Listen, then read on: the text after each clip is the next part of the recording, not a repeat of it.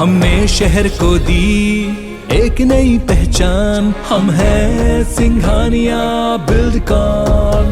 भोपाल से बड़ी खबर, जहां चारों आतंकियों की आज कोर्ट में पेशी होगी। एमपी में आतंकियों के नेटवर्क का एटीएस पता लगाएगी। बांग्लादेश के प्रतिबंधित संगठन के चारों आतंकी हैं। जमात ए मुजाहिदीन के सदस्य हैं चारों आतंकी।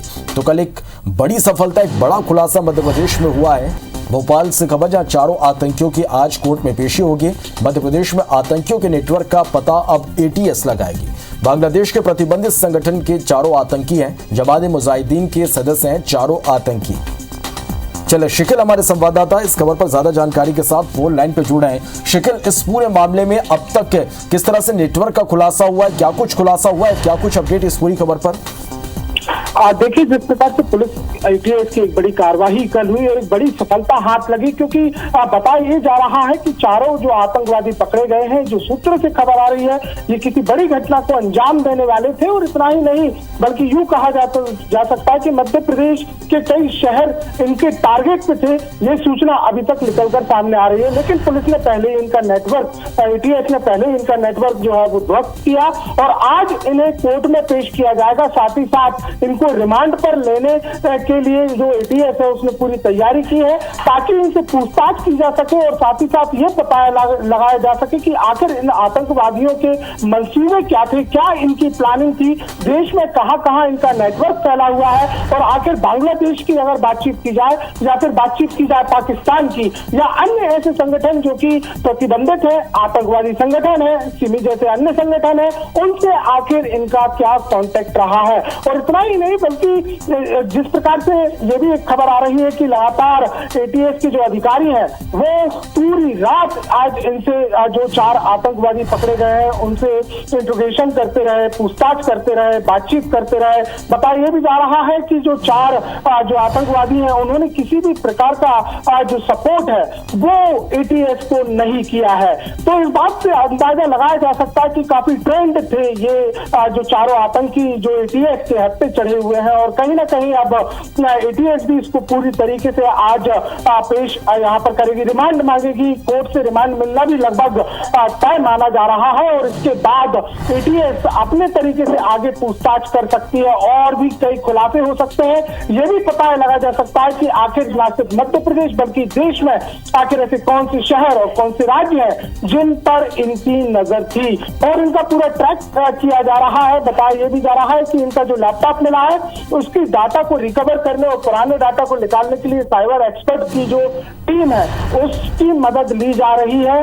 तमाम कॉन्टैक्ट्स, ऐसे डॉक्यूमेंट्स, उसके अलावा साहित्य, कौन कौन सी वेबसाइट और किन किन तरीकों से, किन किन सोशल मीडिया पर ये एक्टिव रहे हैं, आखिर किन चैटों पर किस प्रकार की बातचीत कही गई है, क्या क्या वार्ताएं हुई है, इन तमाम चीजों का खाका तैयार करने में एटीएस और साथ ही साथ जो साइबर एक्सपर्ट है वो लग गए हैं। तो आज एक सवाल ये भी कि आखिर ये कब और किस तरह से मध्य प्रदेश पहुंचे हैं? क्या इनके कुछ और साथी भी मध्य प्रदेश में हो सकते हैं? क्या इस बारे में क्या कुछ जानकारी मिल पा रही है?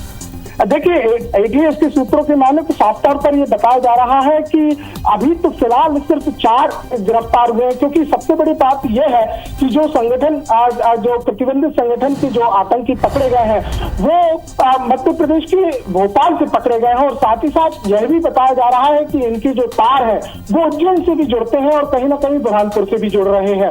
ये वही जगह है जहां सिमी के आतंकवादी गढ़ हुआ करते थे।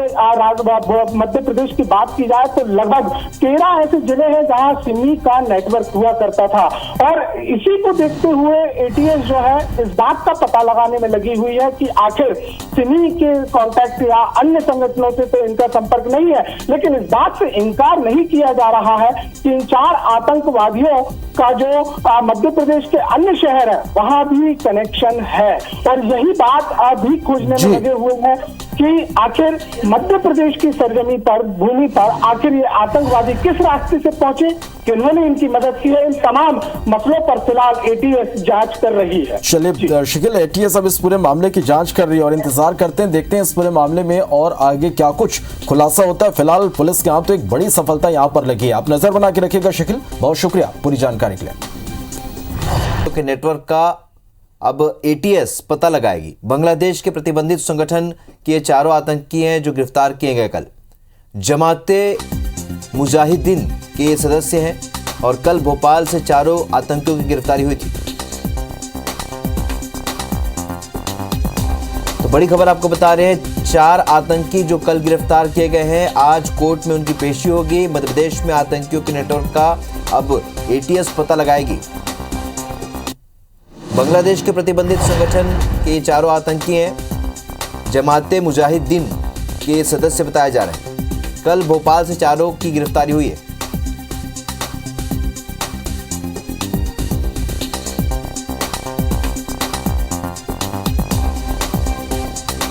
तो बांग्लादेश के प्रतिबंधित आतंकी संगठन के चारों सदस्य बताए जा रहे हैं, जिनकी कल गिरफ्तारी हुई है। आज चारों आतंकियों की कोर्ट में पेशी होगी। जाहिर सी बात है, पुलिस रिमांड पर लेकर आगे की पूछताछ करेगी और जानकारी भी निकालेगी। तो पूरे नेटवर्क का पता लगाने की कोशिश करेगी एटीएस। कल भी जो कार्रवाई हुई, उस कार्रवाई से में कितने लोग जुड़े और हो सकते हैं, इसकी जानकारी भी निकालने की कोशिश की जाएगी।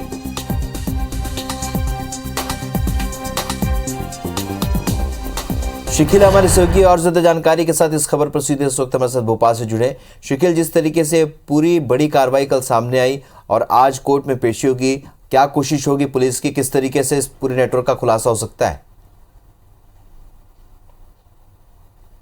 देखिए, कल जिस प्रकार से एक बड़ा खुलासा एटीएस ने किया है और इसी को देखते हुए अब लगातार जो है जांच एजेंसियां इसमें जुटी हुई हैं। ना सिर्फ एटीएस बल्कि बताया ये भी जा रहा है कि आईबी समेत जो अन्य एजेंसियां हैं उनसे भी मदद ली जा रही है। हालांकि आज एटीएस भोपाल जिला न्यायालय की जो विशेष न्यायालय है वहां पर इन्हें पेश करेगी और साथ ही साथ 3 से 4 दिन का रिमांड मांग सकते हैं। और इतना ही नहीं बल्कि साफ तौर पर यह भी बताया जा रहा है कि जो बांग्लादेश की एजेंसियां हैं उनसे संपर्क किया गया है और साथ ही साथ इस बात की उनके जो रिकॉर्ड्स हैं, जो तमाम उनके दस्तावेज हैं और इसके अलावा उनके आपराधिक रिकॉर्ड हैं, उनको लेकर तफ्तीश जो है वो की जा रही है। सूत्रों से जो खबर फिलहाल मिल रही है वो ये भी मिल रही है कि जिस प्रकार से पूछताछ हुई है उसमें लगभग 3 शहरों के नाम अब तक सामने आ रहे हैं। हालांकि वो शहर कौन से हैं ये इस पर फिलहाल एटीएस ने पर्दा डाल रखा है, लेकिन 3 शहरों के लिए जो मध्य प्रदेश के 3 शहर है वहां के लिए एटीएस का जो विशेष दल है